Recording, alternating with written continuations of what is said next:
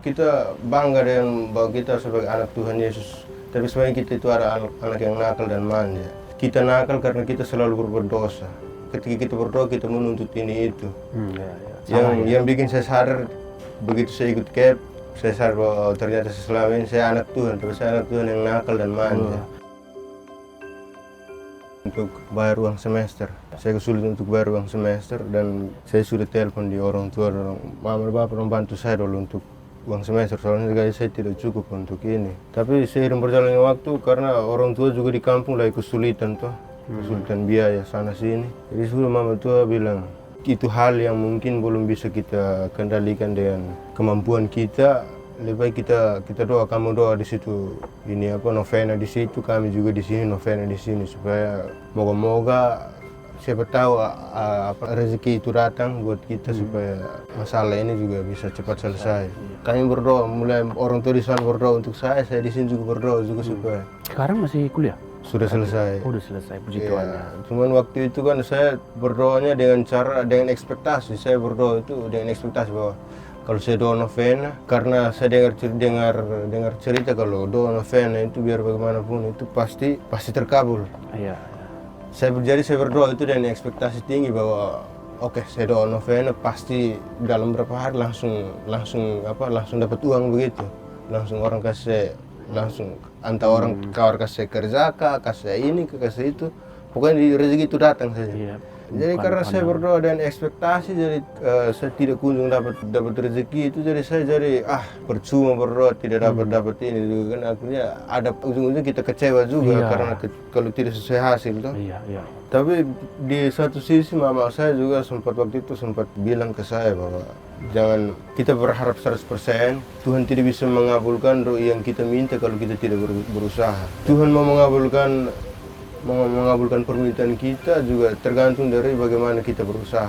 Iya, harus disertai dengan usaha juga. Iya, betul. Iya toh, kalau kami punya Romo bilang, iman tanpa perbuatan adalah mati. Jadi kalau kita percaya tapi kalau kita tidak, itulah yang membuat orang banyak kecewa. Ya. Jadi dalam doanya dia berekspektasi harus begini, harus begitu. Banyak juga yang ekspektasinya tinggi. Iya. Terkabul. Iya. Kan? Akhirnya kecewa sendiri. Ya. Tapi itu pengalaman banyak orang sih itu. Yeah. Kak Ray berdua dengan ekspektasi. Yang lain juga banyak begitu. Akhirnya kecewa. Ini kita kecewa juga. Sejatinya seperti itu. Kalau kita berekspektasi kan kita punya ego yang besar. Tuhan juga kan punya kehendaknya sendiri. Iya, betul. Kita meminta, tapi kalau dia tidak kasih, kita jangan menangis toh. Kita jangan marah. Rencana Tuhan itu walaupun dibumbui dengan penderitaan, kesusahan gitu, terus yang terbaik dari Tuhan. Saya sedikit menjauh dengan Tuhan karena itu saya berdoa dengan ekspektasi. Iya, aku juga pernah mengalami gitu Kak Ray. Jadi itu titik balik saya. Sama seperti itu, saya berdoa, tapi saya berekspektasi begini Tuhan, supaya masalah teratasi. Di situ langsung kacau goyang langsung. Saya menjadi sadar ketika ikut KEP kalau tidak salah di pertemuan 5 atau ke-6 itu, bab 5 atau bab 6 itu yang tentang grafik relasi kita dengan Tuhan itu seperti apa. Iya, yang begini kan, paling naiknya di mana, terus titik paling jatuhnya di mana kita. Saya sampai menyadari satu hal bahwa kita bangga dengan bahwa kita sebagai anak Tuhan Yesus. Tapi sebenarnya kita itu ada anak yang nakal dan manja. Kita nakal dan manja karena kita selalu berbuat dosa, selalu melakukan hal yang sama. Kita manja karena ketika kita berdoa kita menuntut ini itu. Yang bikin saya sadar, begitu saya ikut KEP, saya sadar bahwa ternyata selama ini saya anak Tuhan, tapi saya anak Tuhan yang nakal dan manja.